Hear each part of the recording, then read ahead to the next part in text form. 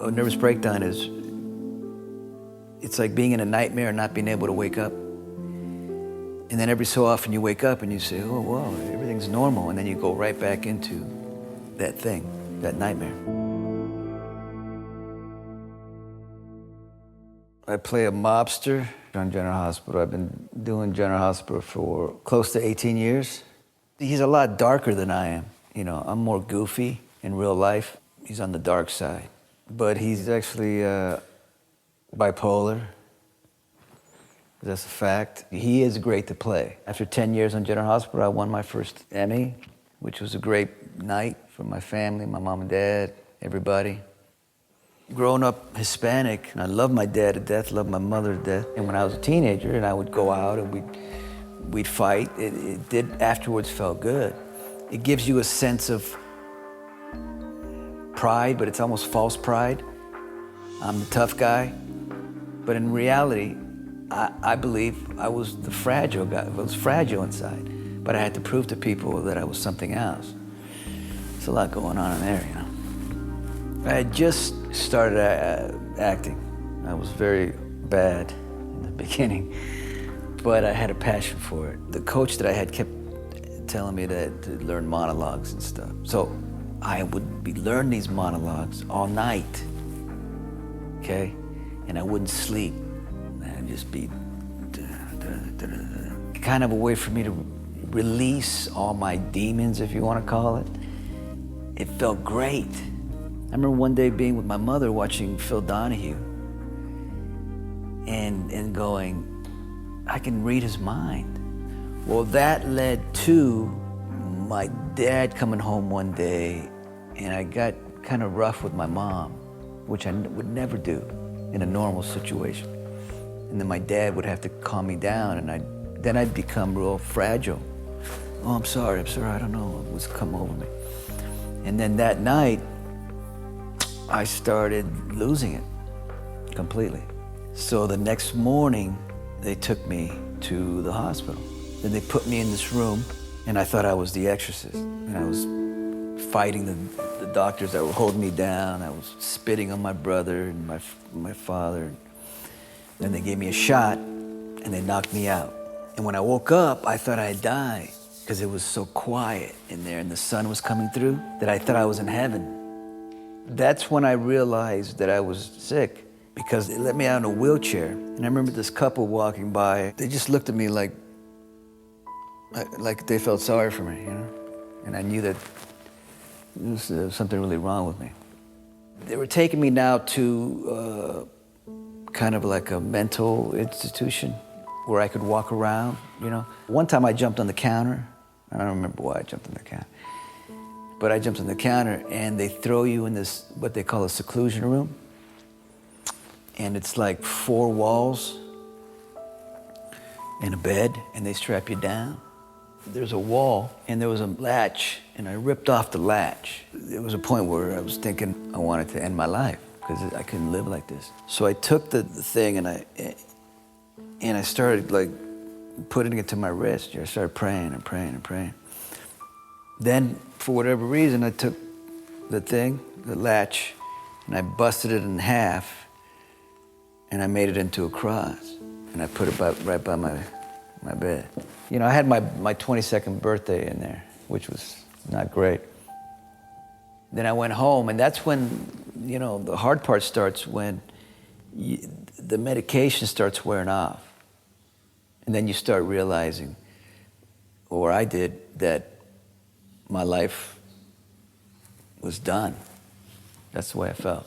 I knew at that time when I got home from, you know, the hospital that I had gone through a nervous breakdown, and I knew that it felt just devastating.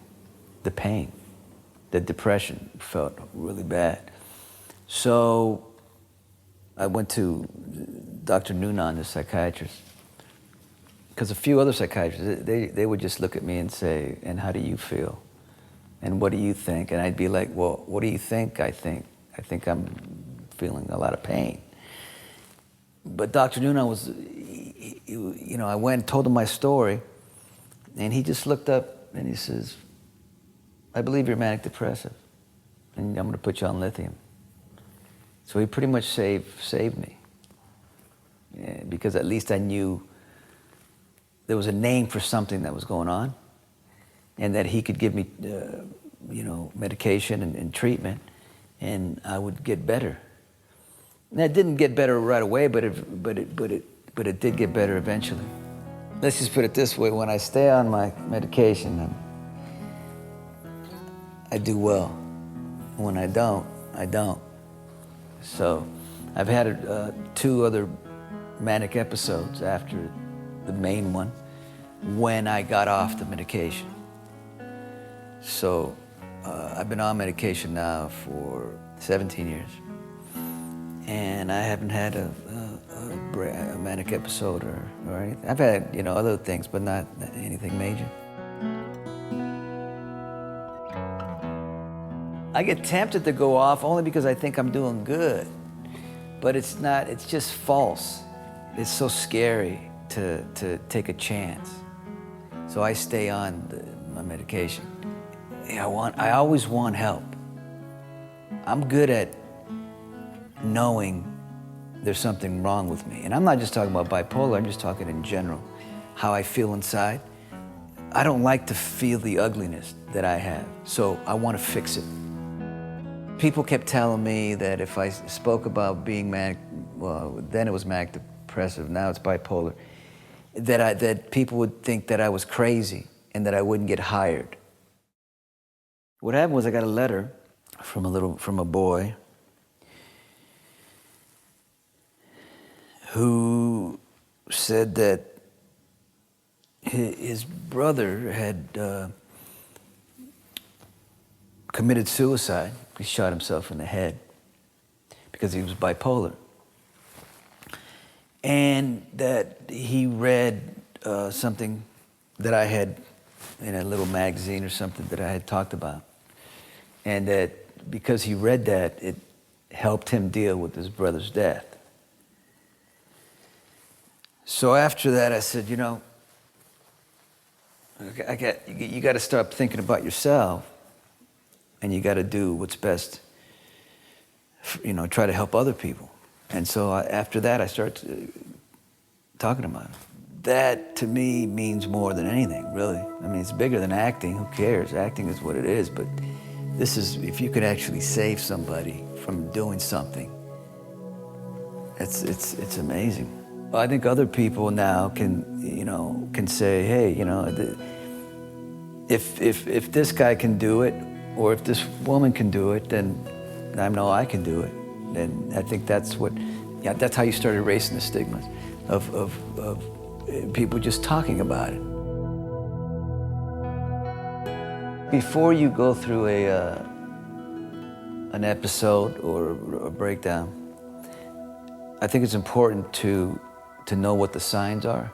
For me, the signs were a feeling of grandiose, feeling of nothing can touch me. I can run 50 miles and you can't tell me I can't, because I can do it. Your thoughts start racing. Your obsessive thoughts start racing. Ba, ba, ba, ba. You can't stop it. You can't stop it. Very emotional. Crying for no reason, and I'm talking bawling like a child. Feeling you can read people's minds. That's the thing that I did a lot.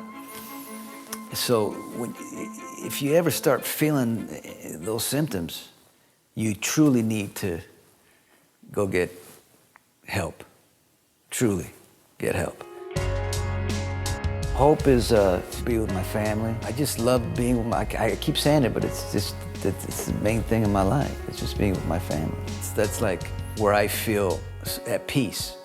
I've been able to prove that with medication, living the life that I live, I can be productive and I can live, as normal as you can be. And that's important. That is important.